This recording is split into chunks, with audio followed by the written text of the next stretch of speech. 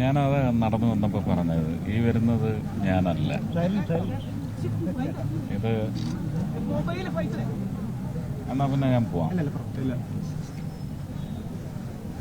ആ നടന്നു വന്നത് ഞാനല്ല. കാരണം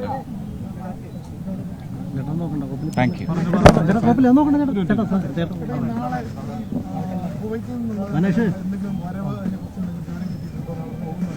നാളെ 8:45 നെടുമ്പാശ്ശേരി. നമ്മളല്ല ചെയ്തത്, അത് കേന്ദ്ര സർക്കാരിൻ്റെ ബന്ധപ്പെട്ട വകുപ്പുകൾ. ആ വകുപ്പുകളിലേക്ക് MP എന്ന നിലയ്ക്ക് എനിക്ക് ഒരു കടന്നുകയറ്റത്തിന് സാധ്യതയുണ്ട്. ആ പരിമിതിയിൽ നിന്നുകൊണ്ട് അതിനുവേണ്ടി ശ്രമിച്ചിട്ടുണ്ട്. പക്ഷേ ജോലി ചെയ്തത് മുഴുവൻ ശ്രീ ഡോക്ടർ S. ജയശങ്കറും അദ്ദേഹത്തിൻ്റെ MOSന് ഉടനെ തന്നെ അയച്ചു. പ്രൈം മിനിസ്റ്റർ അവിടെ ഇരുന്ന് മുഴുവൻ അനലൈസ് ചെയ്യുന്നുണ്ട്. അവിടുത്തെ ബാക്കി കാര്യങ്ങളും എല്ലാം നോക്കുന്നുണ്ട്. അവിടുത്തെ നിയമപരമായ കാര്യങ്ങളുണ്ട്, അതൊക്കെ നോക്കുന്നുണ്ട്. പോകുന്നുണ്ട്. Government officials saying that more 24 Malayalis had died in Kuwait accident. Also, the member will increase the brings as a concurrent member of victim. Kerala government saying that they will continue the local Kerala Sabha. See, it is their right. It is their right. We are not here to discuss what should be done or what should not be done. It is their prerogative. So, they are also a government. The government of India is looking at the mishap as a huge disaster.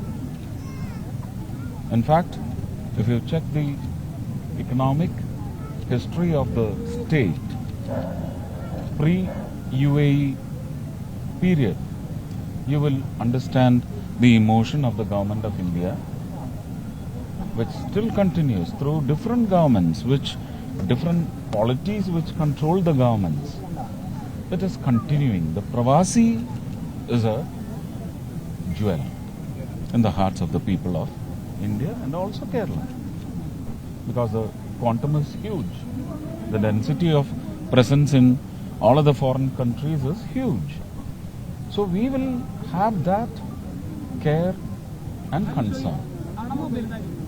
If the Kerala government decides, it's their decision. And it is the decision of the people of Kerala. When it is their decision, it is transacted as the decision of the people of Kerala. You have no right to question that. At least I don't have to.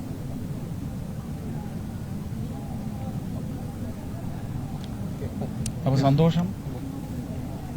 ഞാൻ നേരത്തെ തുടങ്ങിയത് തന്നെ ഞാനല്ല ഇപ്പോൾ ഇവിടെ നിൽക്കുന്നത്. തൃശ്ശൂരിനെ സംബന്ധിച്ച് വലിയ സ്വപ്നങ്ങളല്ലെങ്കിൽ പോലും നഷ്ടസ്വപ്നങ്ങൾക്ക് സാധ്യത അരുളുന്ന തരത്തിൽ അവരൊരു ദൃഢനിശ്ചയം എടുത്തെങ്കിൽ, ആ നിശ്ചയം എന്നിലേക്കാണ് എത്തിയതെങ്കിൽ അവരുടെ ഹൃദയങ്ങളാണ് പേറിക്കൊണ്ട് ഞാൻ ഇന്ന് വടക്കുന്നാഥ സന്നിധിയിലെത്തിയിരിക്കുന്നത്. തൃശ്ശൂരിനെ എത്ര വാരി പുണർന്നാലും മതിയാവില്ല. ഈ തൃശ്ശൂരിനെ എൻ്റെ ഹൃദയത്തിൽ തന്നെയാണ് പ്രതിഷ്ഠ നേടിയിരിക്കുന്നത്. തൃശ്ശൂർ എൻ്റെ കിരീടവുമാണ്.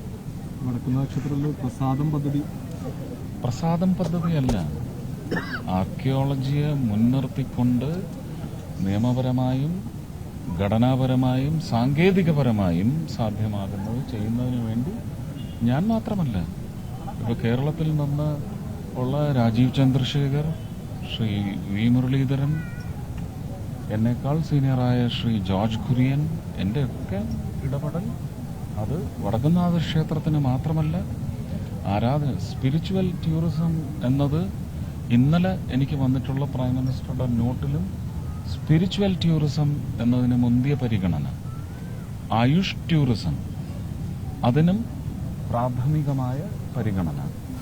നമുക്ക് കാര്യങ്ങളെല്ലാം ജനങ്ങളുടെ പങ്കാളിത്തം വമ്പിച്ച നിലയിൽ വരികയാണെങ്കിൽ ഗുരുവായൂരിൻ്റെ പ്രാന്തപ്രദേശങ്ങളിൽ, ചാവക്കാട് പോലെയുള്ള പ്രദേശങ്ങളുടെ പ്രാന്തപ്രദേശങ്ങളിൽ ഒരു കാലത്തും ഉപയോഗപ്രദമാവില്ല, ഉപയോഗശൂന്യമായി ഇങ്ങനെ ടാക്സ് അടയ്ക്കാൻ വേണ്ടി ബുദ്ധിമുട്ടുന്ന സ്ഥല ഉടമകളുടെ ഒരു പരിദേവനമുണ്ടെങ്കിൽ അതിന് പരിഹാരം കാണുന്ന തരത്തിലൊരു പ്രഖ്യാപനം ഈ 100 ദിവസത്തിനുള്ളിലല്ല ഞാൻ പ്രതീക്ഷിക്കുന്നത്.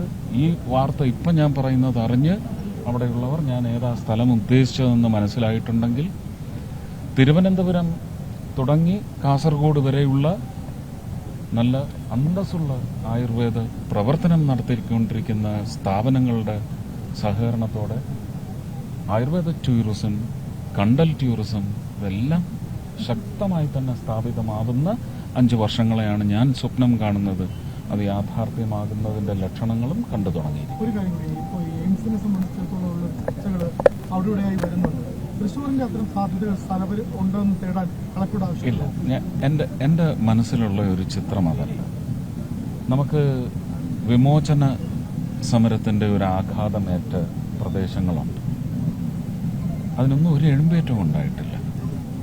അപ്പം നമ്മളൊരു സംസ്ഥാനത്തിന്റെ വികസനം എന്ന് പറയുമ്പോൾ സംസ്ഥാനത്തിന്റെ മാപ്പ് എടുത്ത് വെച്ചാണ് എവിടെയൊക്കെയാണ് ലഭ്യതകൾ ഇല്ലാതെ പോയത്, എവിടെയൊക്കെയാണ് യോഗ്യമായ ലഭ്യതകൾ എത്താതിരുന്നത്, ഇനി എത്തി ശ്വാസം മുട്ടിക്കുന്ന പ്രദേശങ്ങൾ ഏത്, ജനജീവിതത്തെയും വായുവിനെ പോലും ശ്വാസം മുട്ടിക്കുന്ന തരത്തിൽ വികസനം എന്ന് പറയുന്നത് ക്രോഡീകരിക്കപ്പെട്ടു വരുന്നതിന്റെ പശ്ചാത്തലം പരിശോധിച്ച് എയർ ക്വാളിറ്റി ഇൻഡെക്സിനും കൂടി മര്യാദ നൽകിക്കൊണ്ട് മരമുണ്ടാവേണ്ടിടത്ത്, ഇലയുണ്ടാവേണ്ടിടത്ത്, ഓക്സിജൻ ഉൽപ്പാദിപ്പിക്കുന്ന അംശങ്ങളുടെ സാന്നിധ്യം ഉണ്ടാവേണ്ടിടത്ത് വികസനം എന്ന് പറയുന്നത് കൊണ്ടുവന്ന് ഇടിച്ചു കയറ്റി ജനങ്ങളുടെ ജീവനും ജീവിതവും ഇല്ലാതായാൽ പിന്നെ വികസനം ആർക്കാണ് ഉപകാരപ്പെടേണ്ടത്?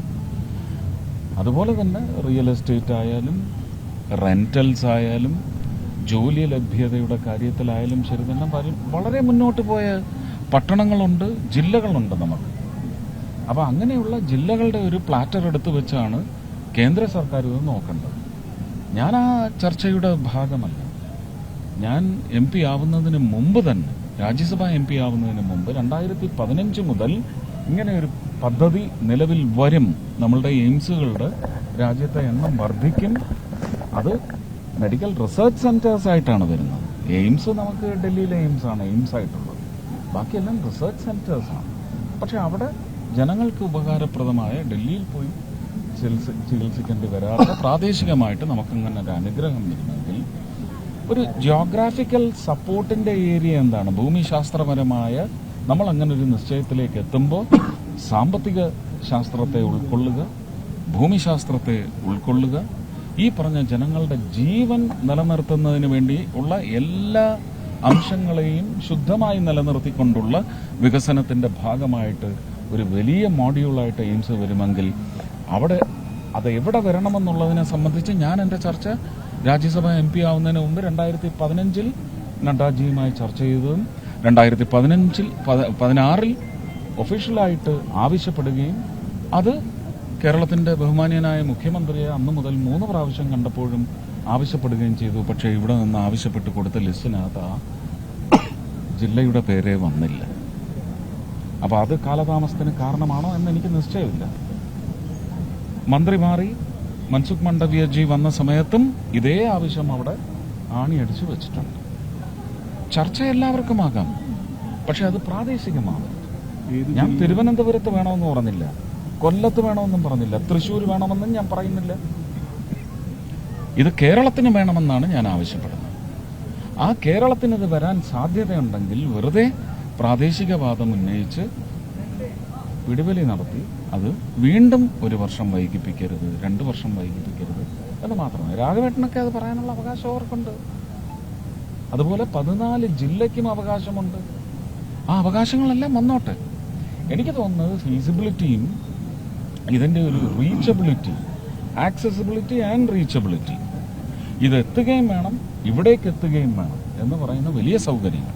ഇനി ഇതിന്റെ ഒരു സ്ഥാപനം കൃത്യമായ സ്ഥലത്താകുന്നത് വഴി ജോബ് ജനറേഷന്റെ പൊട്ടൻഷ്യൽ, അതുപോലെ തന്നെ ടൂറിസവുമായിട്ട് കണക്ട് ചെയ്ത് ആ പ്രദേശത്തേക്ക്, ഞാൻ ഉദ്ദേശിക്കുന്ന പ്രദേശമാണെങ്കിൽ, ഞാൻ ആഗ്രഹിക്കുന്ന പ്രദേശമാണെങ്കിൽ അവിടേക്ക് വരാൻ പോകുന്ന റോഡ് വികസനം എന്ന് പറയുന്നത് ഏത് മേഖലയെ കൊണ്ടുവന്ന് ഏതൊക്കെ സംസ്ഥാനങ്ങളെയാണ് കൂട്ടി യോജിപ്പിക്കാൻ പോകുന്നത്?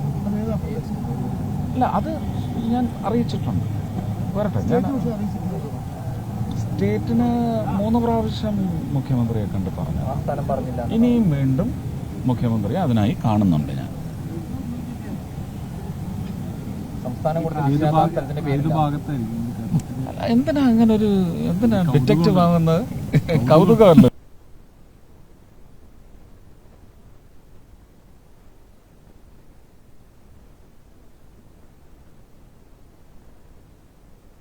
അപ്പം നമ്മളിത്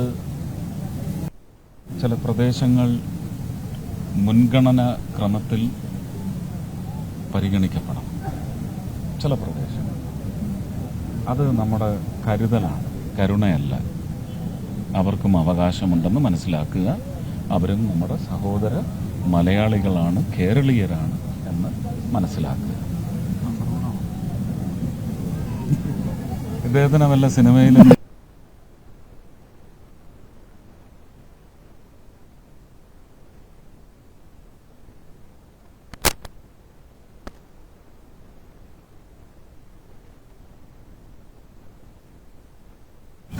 Shit.